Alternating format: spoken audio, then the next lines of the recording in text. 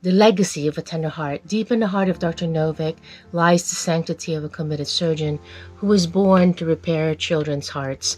Joined by his staff and volunteers all over the world, the Alliance stands by teaching medical knowledge that starts and to sustain pediatric heart programs without bias. Worldwide, there are approximately 0.8 to 1.2% of babies born with heart defects, and most of these children need surgeries in order to survive. So according to Dr. Novick and colleagues, they said that there are about 80 to 90% of children are not getting adequate heart care, and programs are limited. So are not even in existence in countries where resources are lacking. So these children die every day and not having their hearts fixed. So as one of the volunteers, I had the opportunity to collaborate and obtain their permissions to be filmed with staff, volunteers, and families with their children to record segments of these great work that they do, and also the appreciation of families. This time we are going to Rachaiya, Lebanon, so stay tuned.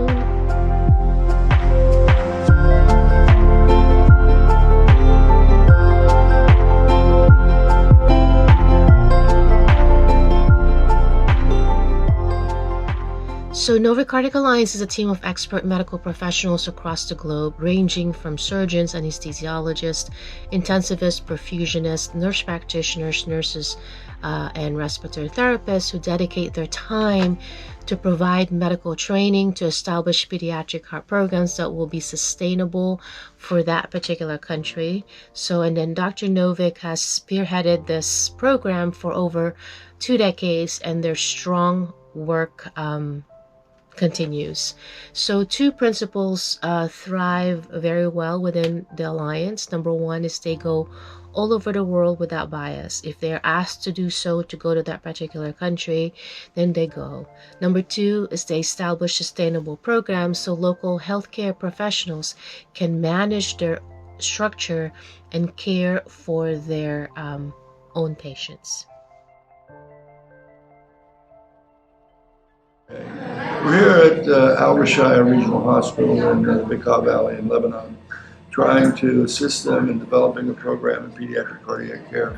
The reason for that is that this is actually a public Ministry of Health hospital, and all the other hospitals that provide care for children with heart disease in Lebanon are located, number 1, in Beirut. Number 2, they're all private. So it costs these Lebanese citizens between $25,000 and $45,000 to have their children operated on. And given the current financial crisis that's been running for the last 2 years here in Lebanon, those prices are absolutely unattainable by most families. So this would offer them, those of Lebanese nationality as well as Syrian refugee patients, an opportunity to have surgery for free. And so, we hope that this is going to be a successful program. This has been a very successful trip today. We've operated on 13 children. All of them are alive. We did the first arterial switch outside of Beirut here in Lebanon. It's never been performed.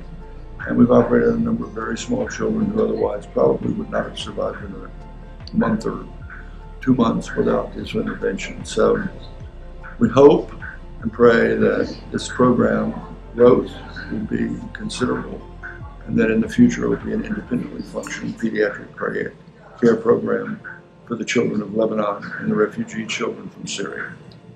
We hope you'll join us. We're always happy to have volunteers. You do need to have significant pediatric cardiac surgical ICU experience, however. That's really the only requirement that we have, and that you be fearless.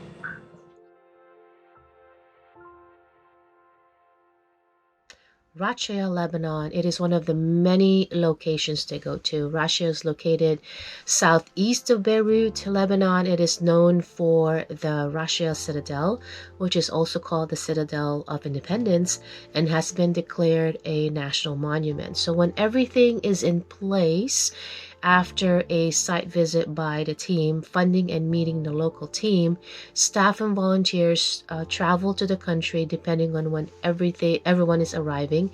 We stay at a local accommodation and driven to the hospital.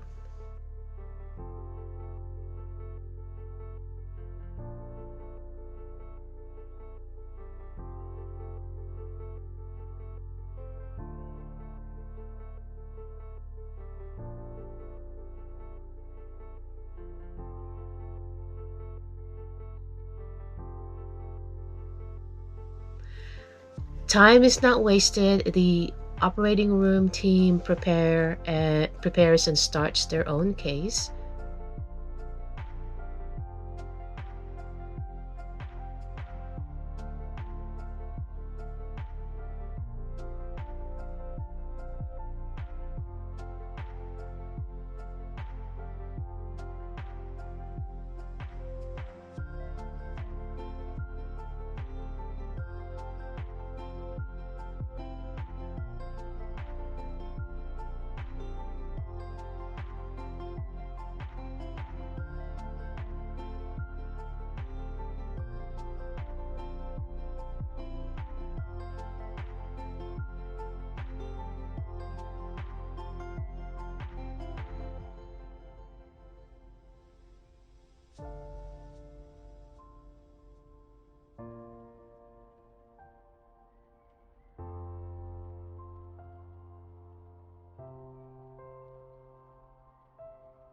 Simultaneously, the intensive care team start their teaching and discuss what cases are coming back and what to expect. So when surgery is finished, they call from the operating room theater, and the nurse and the respiratory therapist go to the operating room and pick up the child.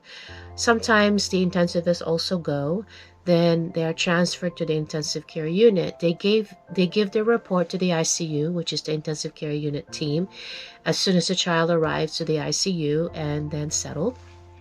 And then we try to always focus to the optimal care, that we make sure that we take the breathing tube out from these children right away after reviewing their post-op vital signs, arterial venous blood gases, and chest x-rays. And this is how they're supposed to look like after.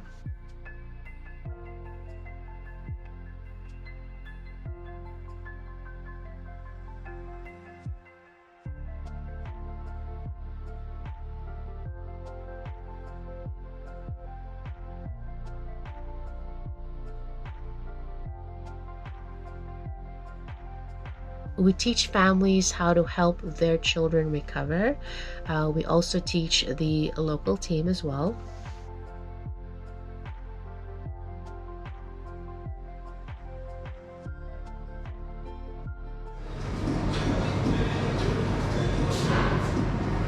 Five minutes? Just a minute. Here. What we see is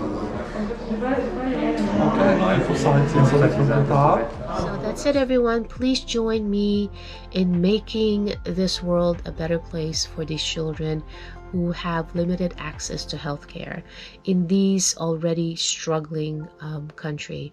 Please donate if you can to save the lives of these precious children. The next segment will be just a 1-minute clip of what the Alliance does to the children of Lebanon.